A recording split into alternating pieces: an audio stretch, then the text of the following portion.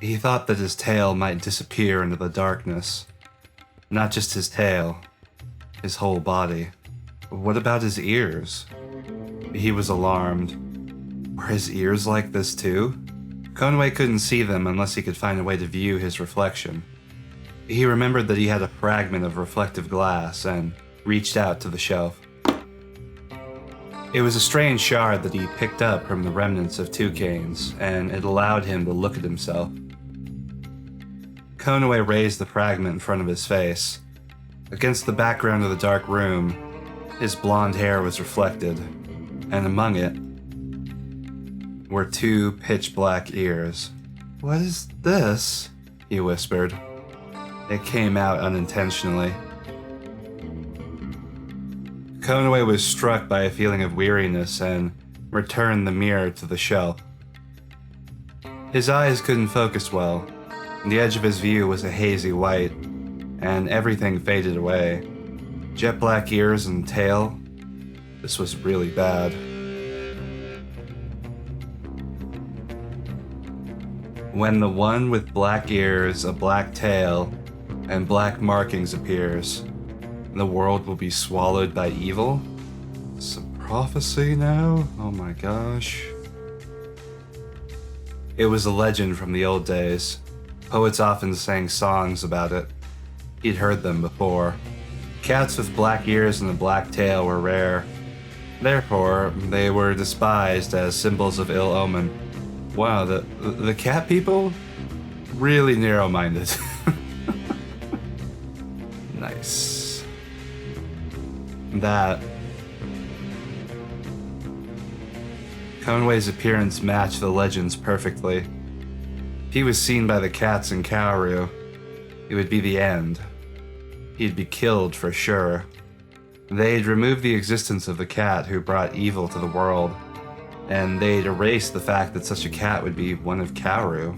And they wouldn't hesitate, not against a cat with no family who kept to himself. He was seized by scorching vexation. No matter how much he exhaled, the heaviness that collected in the depths of his stomach did not disappear. What should he do? What? His disgusting black tail shook greatly with frustration. It was like a dark snake. Konoe thought about just tearing it off. Snake. Snake! Konoe had almost forgotten about the dream because of the series of events that had happened. It was difficult for him to think anymore. The snakes, the dreams, the markings, his ears and tail, they all assailed his thoughts. Konoe approached the barrel of water and dunked his face in without minding the sloshing water that spilled over. Konoe forced himself to drink. When the lukewarm water sank into his stomach, he calmed down a little. Whenever he cleared his throat, his heated thoughts seemed to calm. He raised his head and stared at the trembling surface of the water. Looking like this, he couldn't go outside. What could he do? Konoe felt helpless. There was only one choice. Konoe dipped his fingertip in the water. What should have been lukewarm felt awfully cold.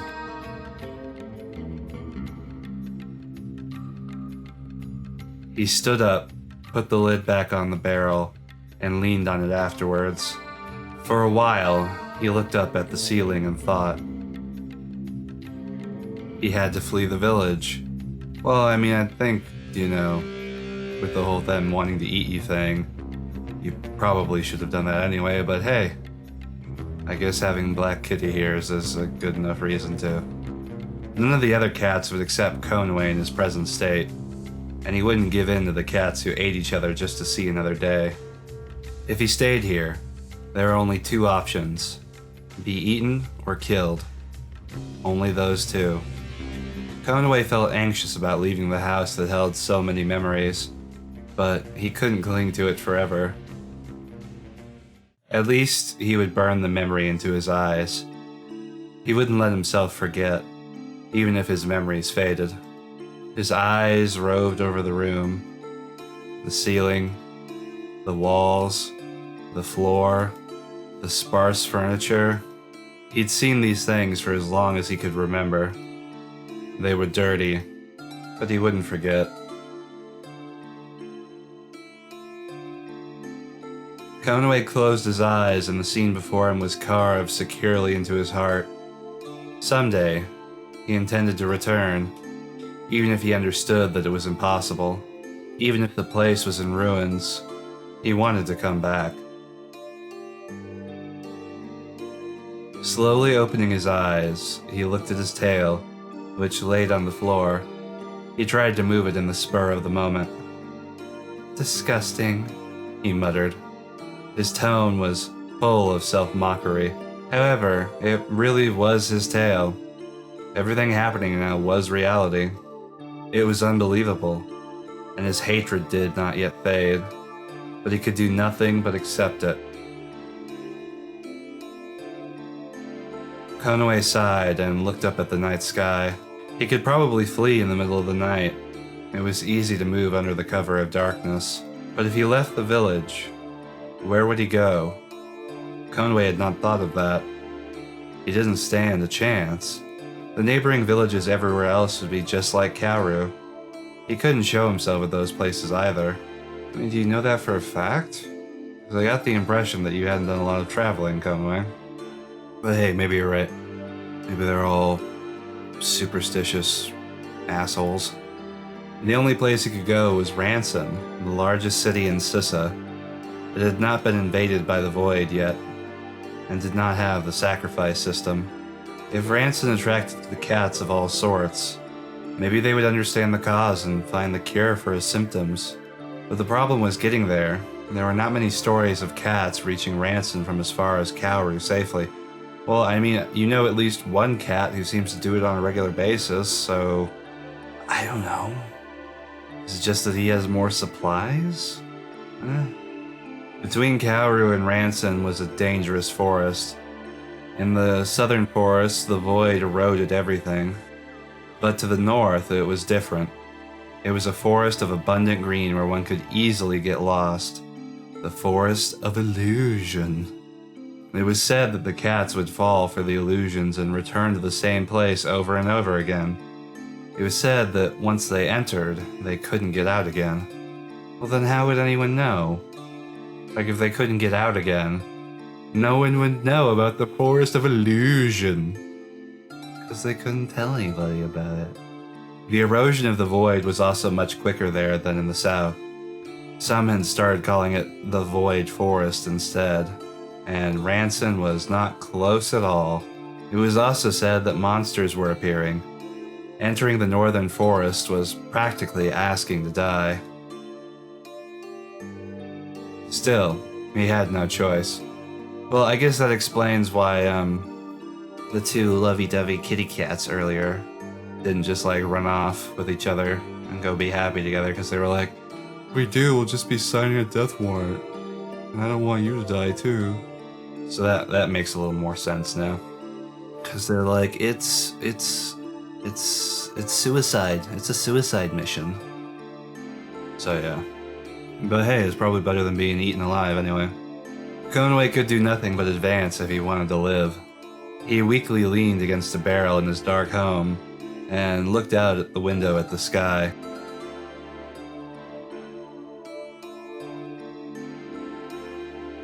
It was a night where the moon of shadow brightly poured its pale light.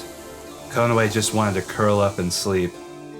But in the end, he couldn't get to sleep at all.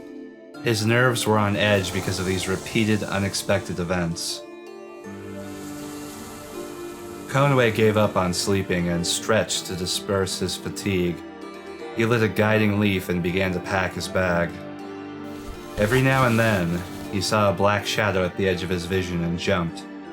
It was just his own tail, but he wasn't used to it. He packed a worn linen bag with food. All he had were grass roots and nuts. In addition, he packed 2 flasks of water. I should take those just in case, Konoe thought, and took a bag off a shelf. There were oval stones with different colors inside. When his mother was alive, she used these. They were what Sissa used as currency. Shiny rocks, dollar bill, yeah. He had only spent a little money so far, mostly for expendable supplies. However, he'd need it when he went to town. A folded paper was also in the bag. It had several short words written on it. His mother told him they were lyrics. She told him that his father, who loved music, sang them. But because it was written in the language of toucans, Konoe couldn't read it.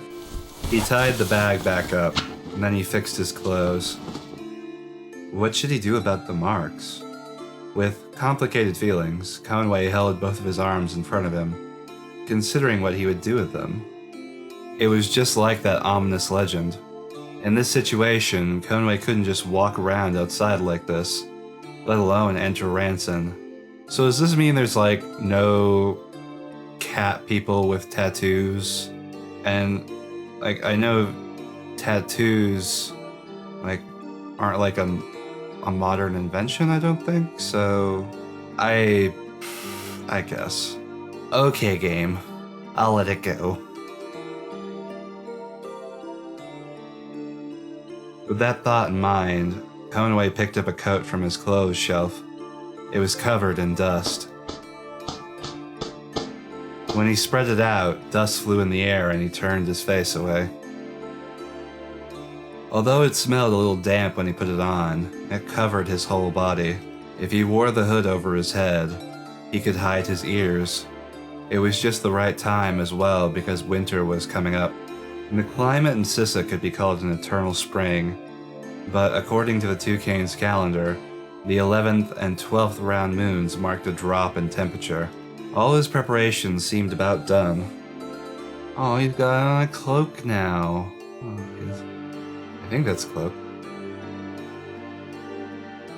To make sure he hadn't forgotten anything, Konoe gave one last look around the room.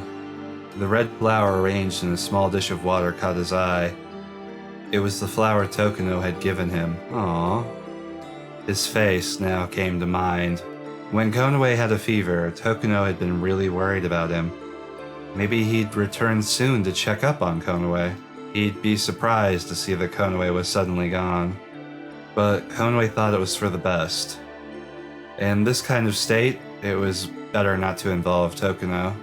Yeah, I get that. You don't want to get him hurt, even though probably having him support you would probably make him feel better. It was better to keep it that way. Even though Konoe understood it, he was still worried. He couldn't just casually tell Tokino about this, right? Troubled, Konoe decided to leave a stone coin on the shelf. Tokino knew that Konoe didn't use coins. He would understand something had happened.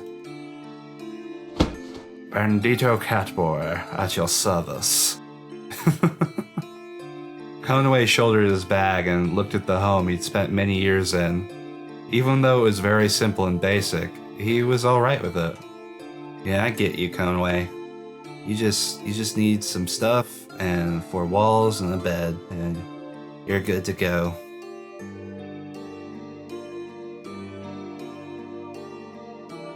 Finally, he picked up the guiding leaf, which was floating in the small dish.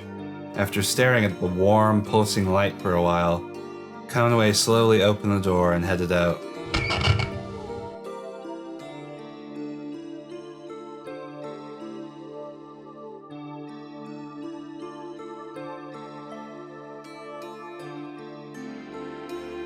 The weak moonlight illuminated the village road. Konoe narrowed his eyes and watched the landscape before him. Occasionally, cold wind brushed past his cheeks. The scent of the soil, wind, and forest, one would think it would be the same everywhere, but it wasn't. In Karou, there was a scent that only belonged there. He needed to leave the village quickly, something he had always thought about doing. However, Konoe was surprised at how he hesitated now. Well, I mean, they are about to kill you, so don't hesitate too much.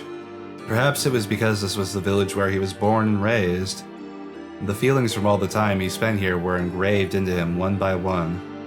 He didn't need to look anymore. Closing his eyes to burn the memory into his mind, Konoe headed to the entrance of the village. I just want him to bump into something.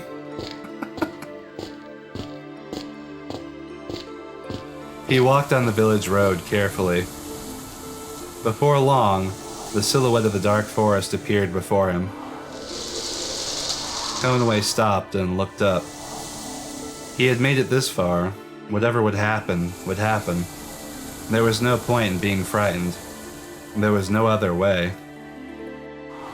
Furrowing his eyebrows, Konoe began to walk again. There was a light that appeared and disappeared between the trees. Flame, maybe? It looked like someone was carrying a torch. Oh, let it be Tokeno. Let it be sweet Tokeno. Who would go into the forest at this hour? And for what reason? When he looked harder to try and see it more clearly, a strong gust of wind blew his hood back. Konoe hurriedly pulled it back up. Konoe looked behind him, startled. He could smell another cat on the wind. Oh, it must be Sin. He was waiting. He was in wait.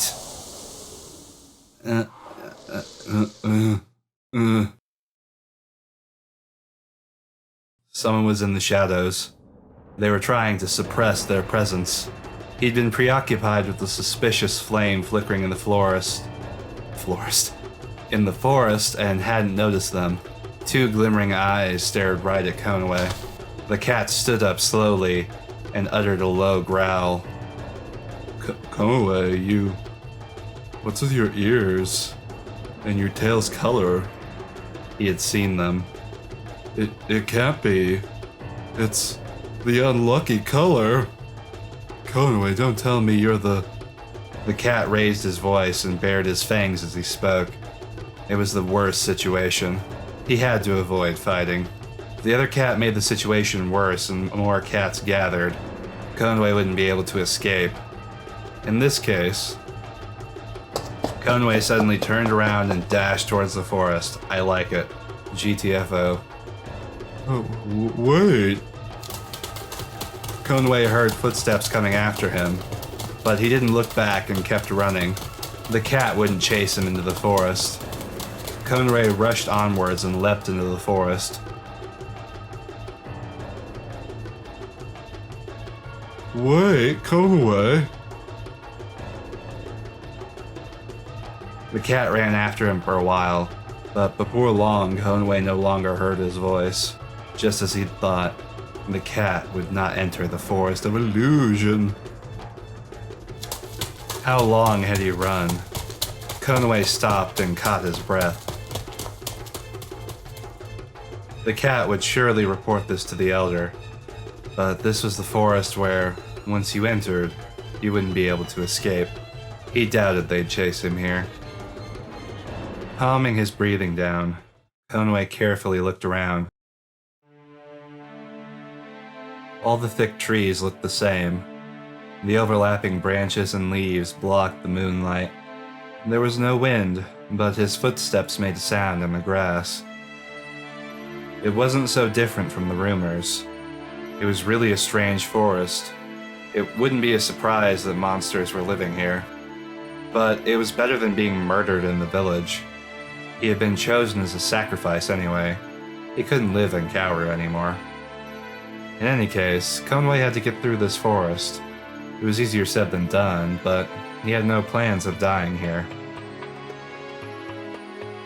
Konoe carefully checked the coat he wore. It didn't seem to be torn anywhere. The coat could withstand the travel past the trees and plants. In other words, this area hadn't been eroded by the void. Konoe let out a sigh of relief and sat down by the roots of a tree. The wind passing through the forest was cold. It permeated through his clothes even though he wore his coat. Konoe's ears twitched and he drew one knee up to his chest. What should he do now? Konoe was forced to come here, but now that he was here, there was nothing he could rely on. Until the moon of light rose, he would advance carefully through the trees.